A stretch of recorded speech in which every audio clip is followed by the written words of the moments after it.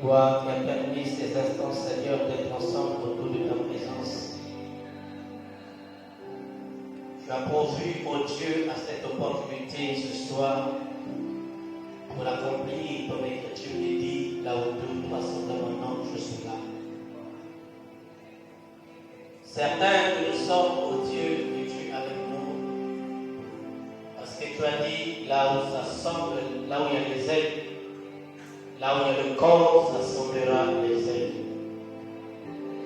Et nous te prions, oh Dieu, toi l'invité d'honneur, toi l'invité de marque, toi l'invité de taille, de venir nous tailler, oh Dieu, au travers de ta parole. Et nous faire bénéficier, oh Dieu, le chemin de retour et au ciel. Pour le reste, oh Dieu, tout-puissant Père, nous sommes rassemblés, oh Dieu, parce que tu as établi une relation entre nous et le Père. Et voilà pourquoi nous venons ici, oh Dieu, à part de cette alliance que tu as, oh Dieu, acquis à la croix, Seigneur, en déposant ton sang, oh Dieu, qui est le tapis volant, le tapis rouge, pour répartir à l'éternité. Merci, Seigneur éternel. Soin de ta parole et prends soin de tes âmes. Affectionne-nous près de toi, Seigneur, et revêt-nous de ta puissance pendant que nous sommes réunis ce soir pour élever ton nom. Béni soit ton nom, bénis tes enfants, écarte tout ce n'est pas de toi, dans le nom puissant et glorieux de Jésus. Amen. Que le Seigneur vous bénisse pour parler de ce fait, ce que le Seigneur a fait pour nous. Dieu, notre Père, a fait des merveilles. Amen. Et les merveilles du Seigneur sont très grandes. Et le prophète nous dit, Dieu ne doit personne. Amen. Quand Dieu fait quelque chose, ou quand tu fais quelque chose pour la part du Seigneur, notre Dieu ne doit personne. S'il a dit aucun homme ne devait à personne, c'est que lui-même ne peut pas devoir quelqu'un. Tout ce que nous faisons pour le royaume de Dieu est payé par le Seigneur. Il y avait un homme appelé Pierre. Après avoir tout laissé, tout quitté, il a demandé à Jésus, Maître, quelle est notre récompense pour nous qui avons tout quitté? Et le Seigneur a dit, tous ceux qui ont quitté leur maison, leur famille, leur plantation, leur champ, ainsi de suite, à cause de moi, recevra le centuple sur la terre et la vie éternelle des jours. Amen. Dieu a promis la vie éternelle. Mais pour arriver à avoir la vie éternelle, il a promis le centuple sur la terre. Dieu bénit chaque homme lorsqu'il fait quelque chose pour sa gloire. Amen. Quand Dieu bénit, il ne bénit pas au 10e qu'il les reçoit, mais Dieu bénit au centuple. Ce que tu lui donnes, ça sera multiplié fois 100. C'est ça la puissance et la récompense du Seigneur. Lèvons-nous pour lire la parole de Dieu. Toujours dans Juge chapitre 16, de verset 27 à 31. Écoutez les paroles. La maison était remplie d'hommes et de femmes. Tous les princes des Philistins étaient là. Et il y avait sur le toit environ 3000 personnes, hommes et femmes, qui regardaient Samson jouer. Alors Samson invoqua l'Éternel et dit, Seigneur éternel, souviens-toi de moi, je te prie. Oh Dieu, donne-moi de la force seulement cette fois, et que d'un seul coup, je tire vengeance des Philistins pour mes 2 yeux. Samson embrassa les 2 colonnes au milieu sur lesquelles reposait la maison et il s'appuya sur elles. L'une était à sa droite et l'autre à sa gauche. Samson dit que je meurs avec les Philistins. Il se pencha fortement et la maison tomba sur les princes et tout le peuple qui y était. Ceux qui lui périrent à sa mort furent plus nombreux que ceux qui l'avaient tué pendant sa vie. Ses frères et toute la maison de son père descendirent et l'emportèrent. Lorsqu'ils furent démontés, ils l'enterrèrent entre Choréa et Eshtaol, dans le sépulcre de Manoach, son père. Il a été juge en Israël pendant 20 ans. Dieu notre Père, bénis ta parole et garde témoin de toi. Accompagne ce message ensemble avec l'âme préparée ce soir pour l'amener au trône au nom de Jésus. Amen. Que Dieu te prépare ce soir. Amen. Pour la gloire du Saint-Esprit. Notre Dieu est merveilleux. Amen. Amen. Samson était là. Il était la victoire d'Israël. Israël avait été menacé pendant des années. La force des Philistins était forte en Israël. Et Dieu devait répondre à la force des Philistins par une force physique. C'est la manière que Dieu agit. Quand Dieu est en toi, il agit selon les multiformes. Notre Dieu n'est pas simplement que Dieu te bénisse, oui. Il y a un temps où il agit autrement. Amen. Quand un cœur a le Saint-Esprit, il se manifeste sous les 4 options différentes. Notre Dieu agit sous la forme qu'on appelle multiforme. Il n'est pas seulement le Dieu de l'humilité, mais il est le Dieu qui peut agir dans sa colère. C'est là où je dis, un fils de Dieu, il peut se mettre en colère, mais il ne garde pas la colère. Il peut s'énerver, mais il ne garde pas la colère, parce que la colère est un esprit mauvais. Samson, Dieu l'a suscité pour qu'il réponde à la force que Dieu lui a donnée. Dieu te suscite pour une force quelconque en toi que Dieu t'a lié pour que tu agisses pour son royaume.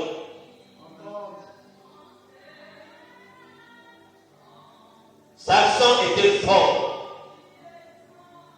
Il était robuste. Et Dieu avait besoin de cette force. Parce que les Philistins attaquaient Israël de par la force. Ils entraient, ils ravageaient, ils tuaient. Ils faisaient beaucoup de cas. Et Dieu aussi devait revenir par la même force que les Philistins faisaient pour Israël ou contre Israël. Pour cela, il a envoyé qui? Samson. Samson était la délivrance d'Israël de par la force.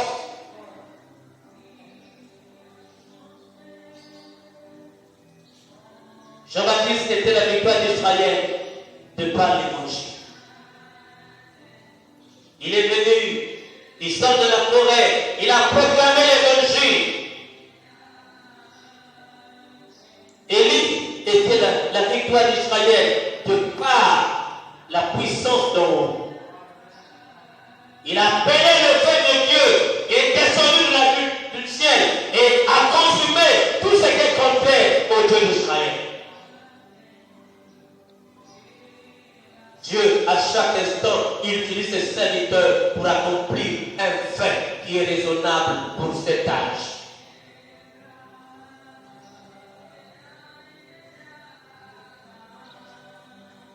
La manière de Samson d'agir, c'était pas la manière de Jacob d'agir.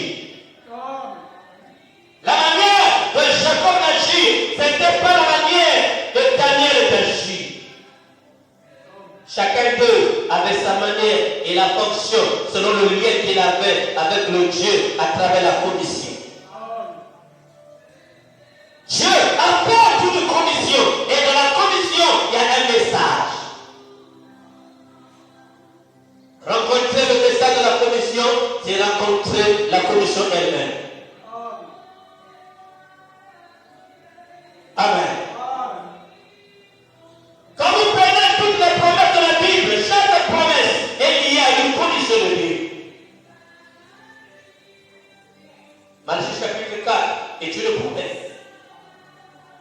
De par cette promesse, il y a une commission.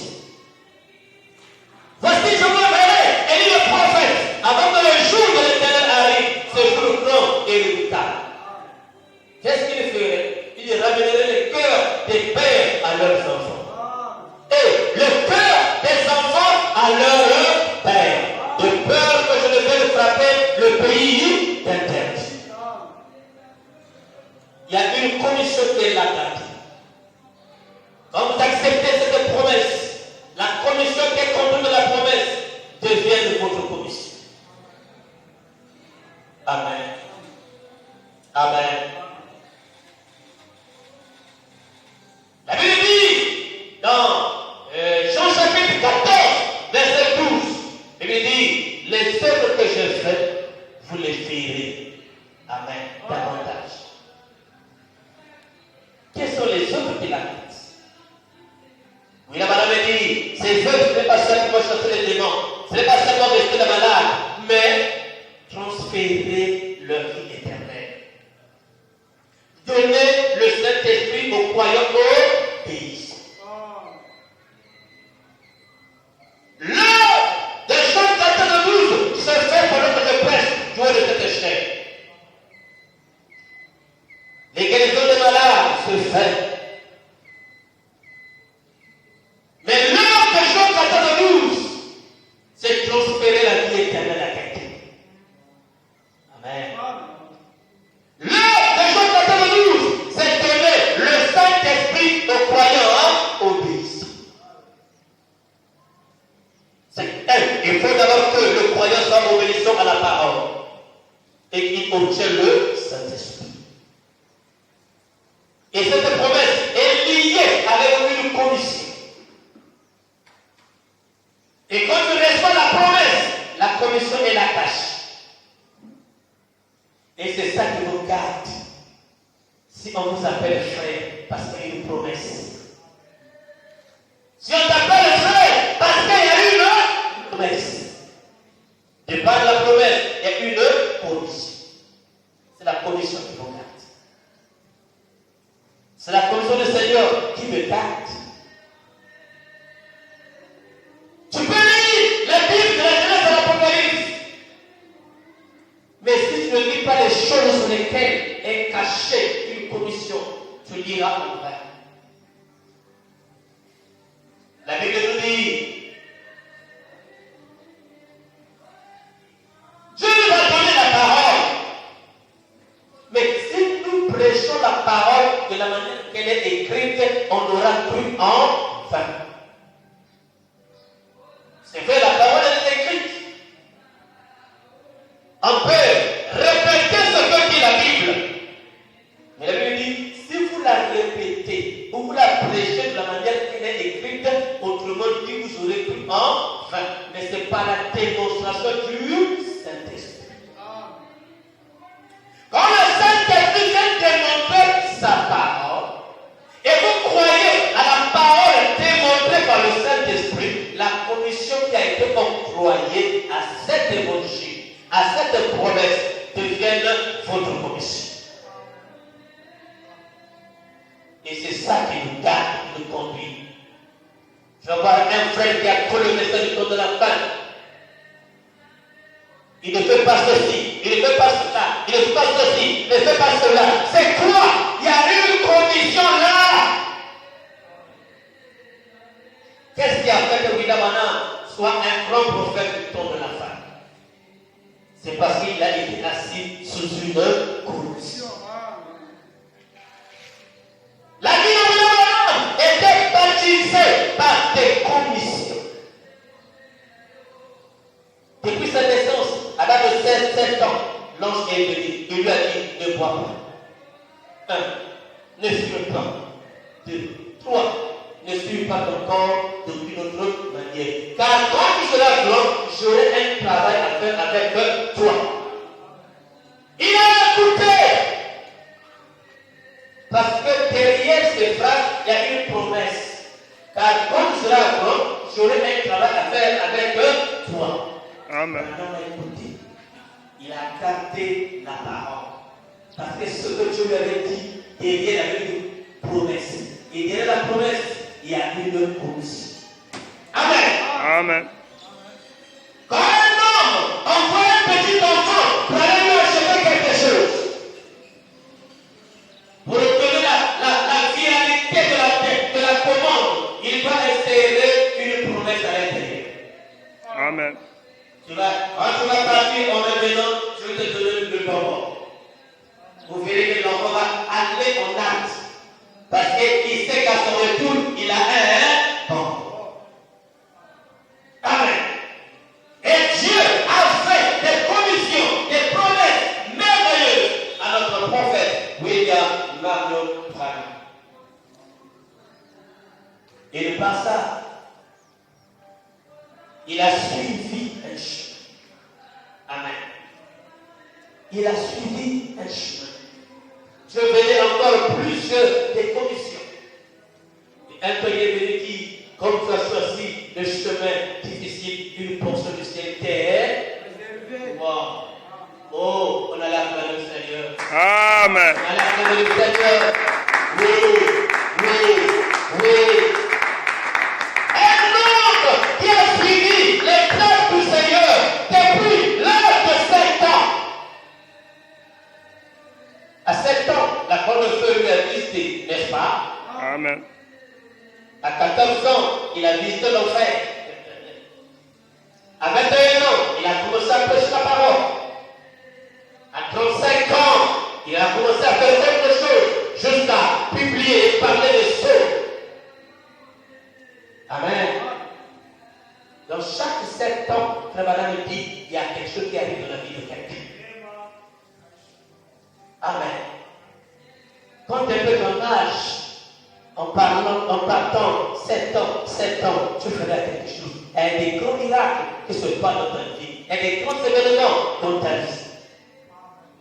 7 ans de William Branham, l'ange était venu. Depuis la maison, il est venu par la fenêtre, il est entré par la fenêtre et il n'y a pas. Depuis sa naissance, Dieu a été toujours au rendez-vous à ce corps. 14 ans, 21 ans, 28 ans, 35 ans. Amen. 42 ans, 49 ans, 56 ans. Il a fini son pèlerinage terrestre. 7 fois combien? 7 fois 8. Le blessé de William Branham a été tué par 7 fois 8. Les grands nombres appropriés. Le chiffre 7, c'est l'achèvement. Le chiffre 8, c'est la perfection, l'éternité. Amen. Amen. La perfection a été engagée dans l'éternité. 7 et 8. Une perfection qui rentre dans l'éternité. Un achèvement qui rentre dans l'éternité. C'est la page que William Branham a ouverte dans notre temps. Un prophète. Je l'ai utilisé comme un Samson de notre temps. Un Samson moderne qui avait la capacité de détruire le temple des Philistins. Il a dit, je confondrai ce monde, 1 par le prophète, 2 par l'épouse. Le monde a été confondu par le prophète William Branham. Il a fait 7 fois le tour du monde. Et Dieu a été avec lui. Des maladies gigantesques à travers le choix donné. Un homme qui était né d'une famille pauvre, mais qui a menacé les États-Unis, un pays multiplement développé par la science, mais il n'avait pas foi aussi.